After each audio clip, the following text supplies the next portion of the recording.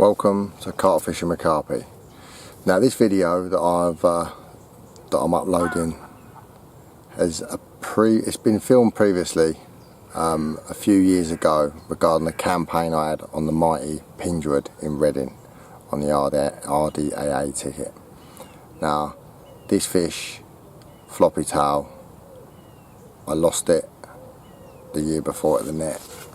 It took me 5 years to catch it, and when I did catch it, it was a PB. It meant an awful lot, and I was with some great people at the time. Now obviously I was with Outlaw Pro at the time. This was 4 years ago, and they actually uploaded the video to their YouTube, and obviously they had it. But since then they've gone bust a couple of years ago, and their YouTube channel got taken down, so the video got taken down obviously with it. Now I've managed to source that video, and obviously I'm going to upload it along with the rest of the videos on my Carp Fishing with Carpy YouTube channel. So just giving you a little breakdown, but I didn't want people watching it thinking, oh, Outlaw Pro. Yes, I was with Outlaw Pro at the time when it was filmed, and that's obviously why it's an Outlaw Pro video. But as obviously I've gained access to it, and I am uploading it to my YouTube channel. So just to stop any confusion, people wondering why I'm using Outlaw Pro bait and this, that, rah rah rah. It was a good few years ago, and yeah, that's the story behind it. I hope you enjoy it.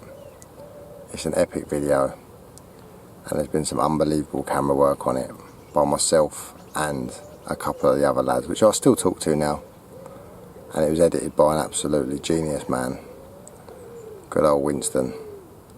So I think the video is too good not to be seen and not to be out there for you guys to see. And it did get viewed a fair few times when it was on Outlaw Pro's channel, but I think it will get a better reach from mine. So enjoy.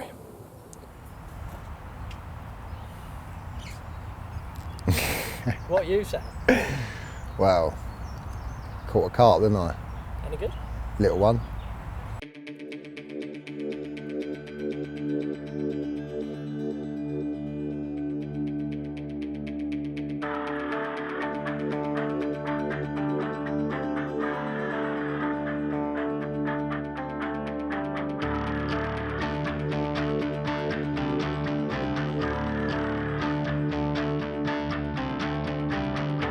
Down at Pingewood.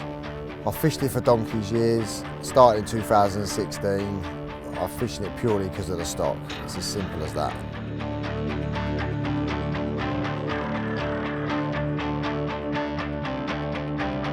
It's on the RDAA ticket.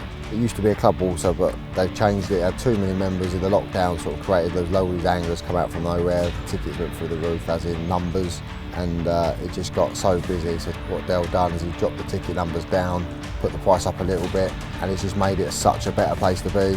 It's more comfortable, and it's not a rat race, so to speak, whereas it was over that lockdown period and after the lockdown initially unlocked. I just love the place. It's my favourite lake I've ever fished. I've never fished it as in campaigned it, because I don't want it to end.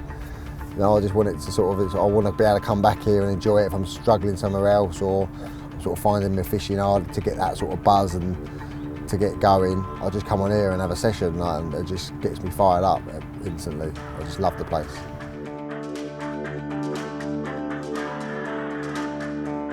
So Pingewood, I describe it as tennis racket shaped. You've got the handle of it, I would say is 100 yards across, and then it goes up the lake, and it opens up to the big bowl area, which is an area called Motorway Point. There's 3 swims: Motorway Point, Lawns and the Cottage Bank, and they sort of call it the Golden Triangle in the winter. That's where they sit. You've got 16 foots out there, 14 foots. But then down this end you've got 5 and 3 foot of water. Throughout the year they visit all these spots. It's just one of those lakes where you can find them. You know, you can find them at certain times of the year somewhere on the lake. So being this time of the year, And I know that they get in this area, and I'll say this is called the plateau for a reason. There's a big plateau out there. They pass over it, through it, round it. I'd say it's 30 yards wide, and in that 30 yards it drops down into clay. They just love this area, and down to my left there's a bay with pads and an overgrown tree. They sit there all day in the sun, and when they move out, they move over that plateau. So knowing that, I didn't want to come here, put loads of bait in, fill it in, bomb the place to bits, foam it up with a marker float. I didn't want to do all that. I was fishing for a bite. I just knew the area, I knew they passed over it. A couple of Ronnie rigs out there on the right and the middle rod. The left hand rod was a stiff hinge because I can have a little cast about. If I see them, I can fish to them, and the chances are I am fishing with a stiff hinge with the B pulled up. And the baiting side of things, pretty simple, just 15mm Krilla boilies, glugged up in the Krilla glug, a bit of salmon oil, bit of hemp oil, and the Krilla crush, which is basically Krilla boilie already crushed up. I just use that for just to give it a cover in and just to coat it up. A bit like a cool bait, I suppose, but without it. So when it hits the water, in my head and my theory is when it hits the water, all that, the crush comes off the bait and sits and floats and is in the water column, and the boilie sat there. So yeah, just catapulting, nice easy fishing. To be honest with you, my favourite style of fishing. I love it. Catapult, heavy leads, pop-ups, fishing in clear spots, fishing for a bite. I don't think you can get a better way of fishing. So knowing these fish as well as I think I do, they do like a moon phase, whether that be a new moon or a full moon. They definitely like a moon phase on here. And I know that Floppy loves a new moon, and it's that time of the year. He gets caught every spring.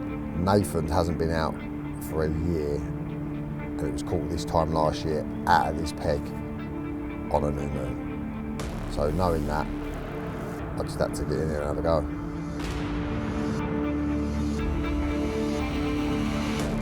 I got the boys to rig up a GoPro on a baiting pole, and we pushed it through the surface of the water, past the scum, and I could see the spot, and you would not believe what we come across.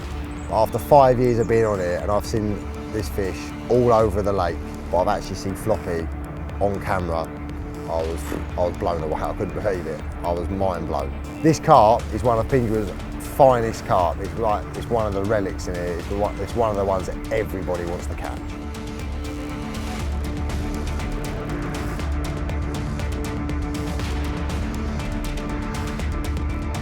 All anglers have their go-to rigs. If I'm fishing a pop-up, it has to be the Ronnie rig. The Ronnie rig for me is the most effective rig because it's simple to tie, strong, reliable. I can change the hook without having to change the boom section if it gets burred over. And also, when it comes to birds or nuisance fish, picking the rig up or moving the rig, it'll always reset itself, fluttering back down away from the lead. The hook holds are the best that I can possibly get from a rig. For the simple fact, it's 360. It'll always spin, it'll always turn, and they'll always get them in the bottom lid.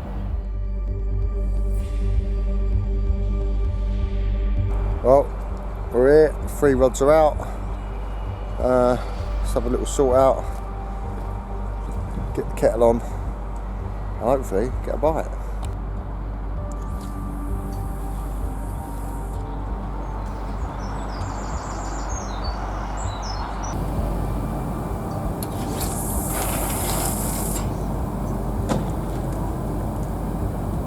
Like that. It's the bollock. First cast, that's always a good sign.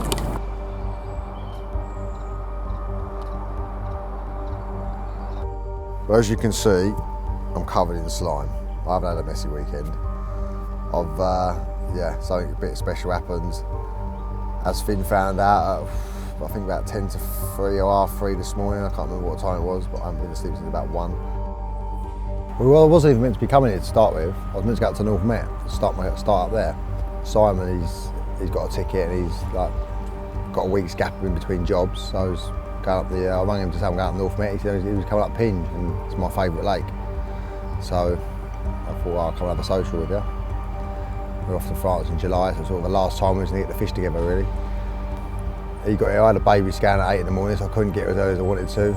Stuck in M25 at 9 o'clock. Got up here, And yeah, they were out in front of there. It's known as the Plateau. It's the sort of a known area this time of year. They love it out there, especially when it's warm, because it's sort of it comes right up into sort of 5 foot of water, 4.5 foot when the water's down. Yeah, it was evident they were there. They led about. Tried not to sort of let about too much. Got the rods out. They were showing from 4 o'clock in the afternoon. He was seeing them from about 5 o'clock all over the place in the morning. So it was just a matter of waiting for them to start showing. And they started. There was a hatch of, so they were just everywhere. You couldn't not see carp.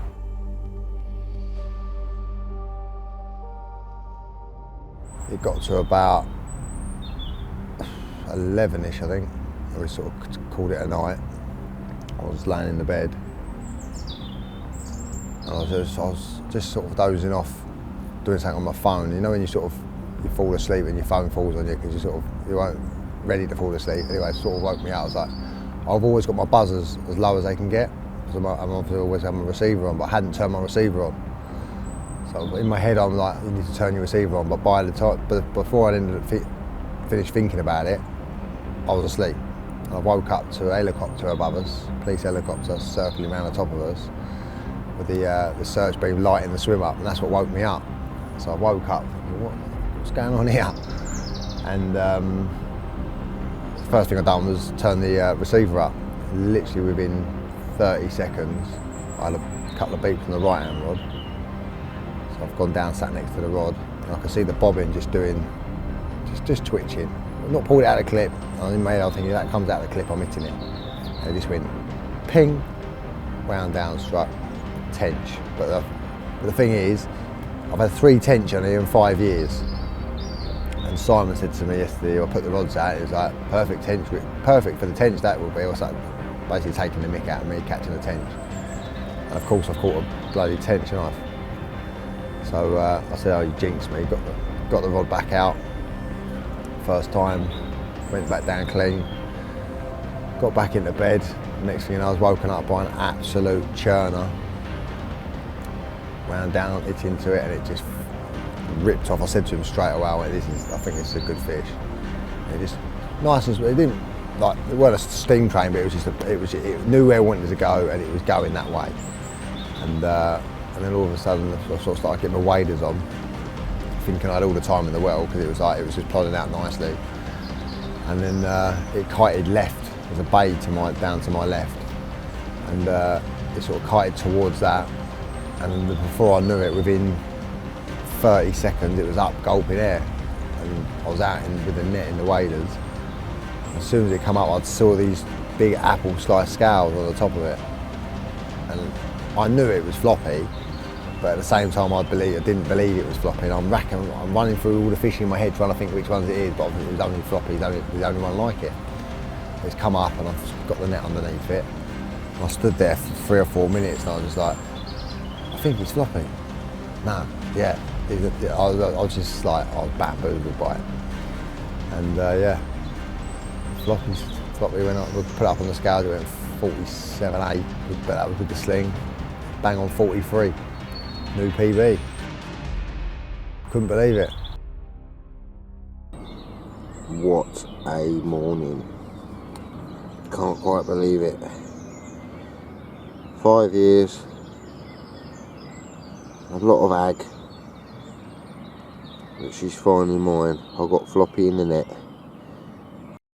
So yeah, there was just me, Simon, Oz and John Bartley. We had it at about 3 o'clock this morning, and it was light by R5, it was nice. So Oz come over, John come over. But yeah, we got it out, it was just incredible carp. Absolutely buzzing. It looks battered, but it's just got like a wonky tail on it. It's got some big apple slice scales. It's just an awesome fish. Like, it really is an awesome fish. John Bartley, he's a really good mate of mine, fishing and away from fishing. We live for the same sort of area. Obviously Simon's known me since the day I was born, so it was a special thing. We've got to do a lot of fishing together. So that was nice, and Oz just come around, and he's a funny guy, great guy. And he actually said to me yesterday, I was in the cafe with him yesterday, and he said, it was like, he'd never seen it on the bank. He said, oh, if you catch it, give us a call. Well, I rang him at 4 o'clock this morning. I went, well, you said you wanted to see it, mate. I've got it in. I've got it in the sling. So yeah, he come round. He was over the moon. Yeah, it was really nice.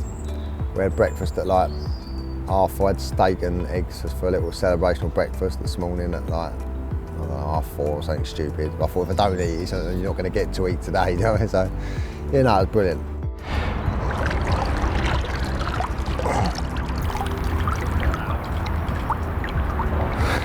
Mega. Oh, Film, you yeah? filmed the whole lot? Is it on film? No, that's it. Ready?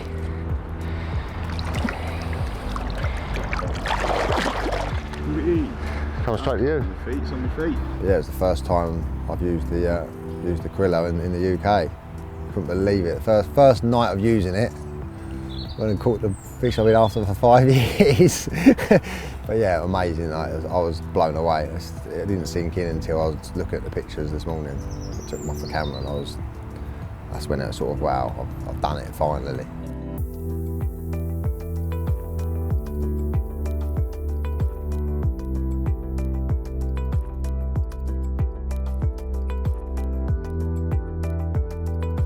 So I've seen it every year.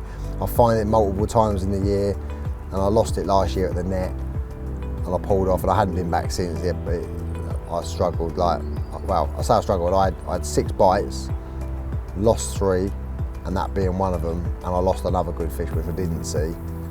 But yeah, I haven't been back here since then. So it was a nice return, and if I'm honest, it was about time really, because it was beginning to give me the hump.